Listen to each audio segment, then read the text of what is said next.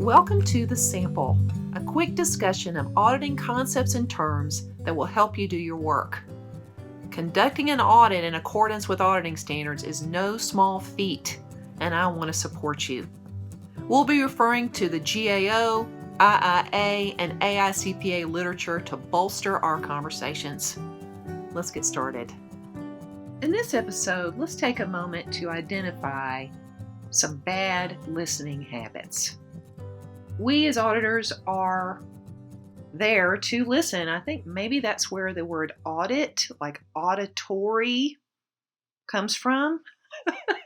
So we need to actively work hard at finding out what the client is saying, like trying to understand what they're saying. And there's a lot of barriers to that. Let's break down some of those barriers by going over about 8 bad listening habits. One is faking. This could be really dangerous in the audit environment where you're just sitting there nodding your head, acting like you're understanding what they're saying or you're listening. But what if they catch you? Like a friend of mine caught me recently, and they say, "What do you think of that?" And then you have to admit, I wasn't listening. Now, because I've been friends with this woman for a long time, she was like, "Oh, okay." But with the client, that could really damage your relationship and damage your credibility. So if you're disengaged, maybe just admit you're disengaged and ask them to repeat something. Don't fake. Okay. Another thing is continually talking.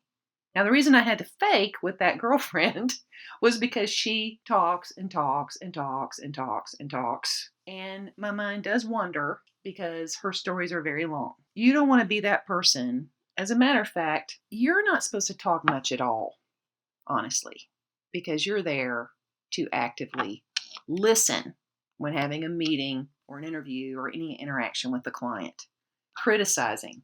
I remember once going to a seminar and the instructor had dry mouth, I guess. And in the corner of his mouth, both corners, he had this white spittle that moved as he talked. Now, every time, of course, I looked at him, that's all I could think about was that white spittle. I wasn't hearing anything he was saying about the GASB update. Okay. So my mind was on the attack, and I wasn't getting what I was supposed to be getting out of that seminar. So when you find your mind doing that, snap it back and maybe even not look at the person just so you can listen. Sometimes I do that. Sometimes I just look down, look at something that I'm not going to criticize, and so I can really hear what the person is saying. Hurrying, busying.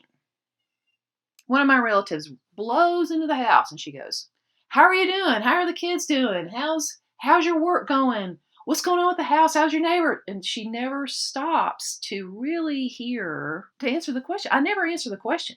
She just says all that stuff and then doesn't really want the answer. She gets really annoyed with my husband, who actually pauses to think about answers. Sometimes I can count to like 20 in my head before he answers a question. Is she going to wait for his answer?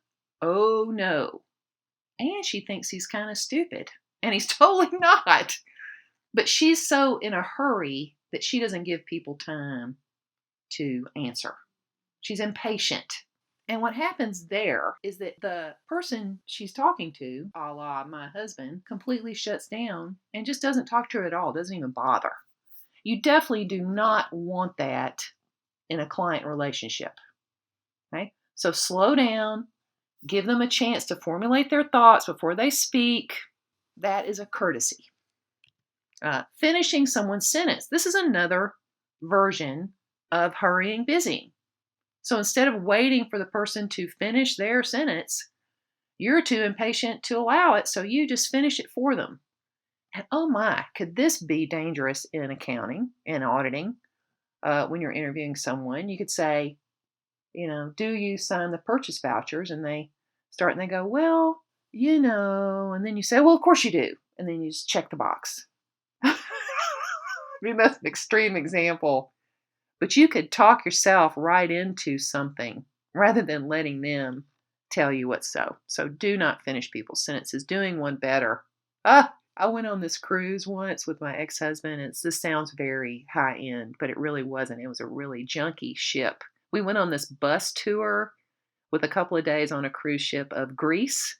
It was fun, but it was one of those, $2,000 a person tour of Greece, right? So we get on this ship. It's a pretty junky ship, but they put us at a table with people our age, and we were in our 20s, and so everybody around the table was in their 20s, and everything was great until we started swapping stories. And one person at the table said, "Oh, we've just been to Paris. It was so lovely, la, la, la, la, la." And the other one was like, "We just got back from Malta, and the beaches are incredible." And everybody was one-upping each other all night long past that point. And we all ended up hating each other.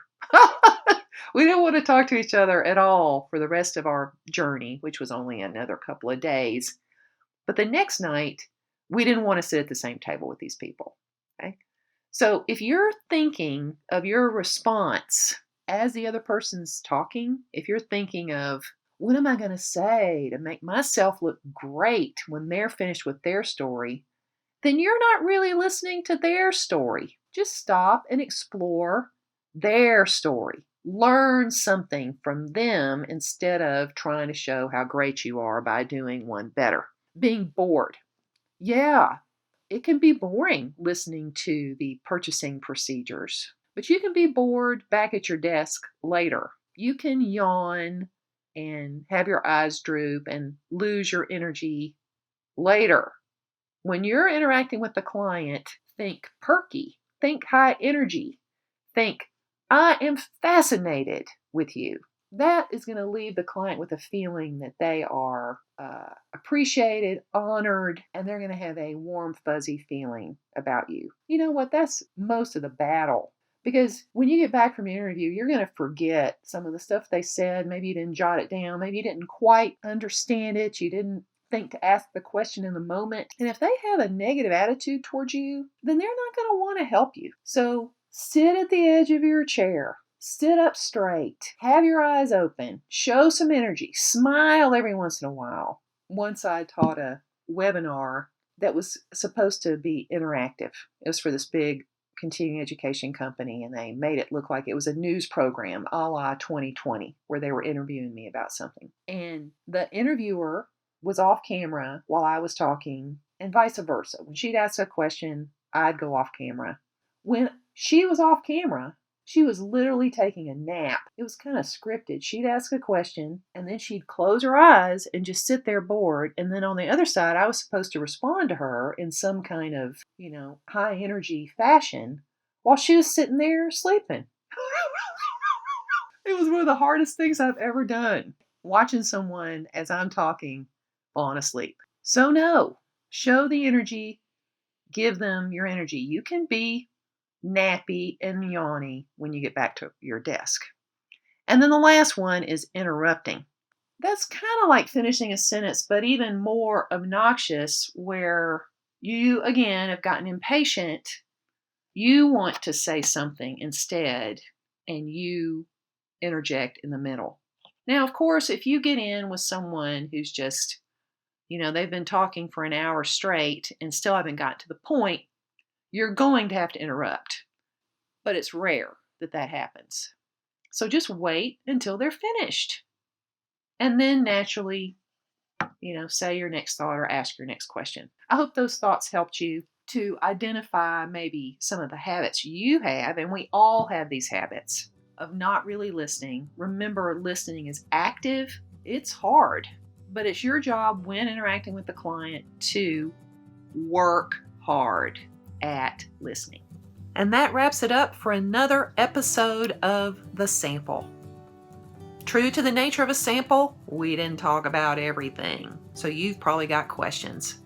Write to me at Leita@Yellowbook-CPE.com, and I'll do my best to fill in the blanks. Thanks for playing.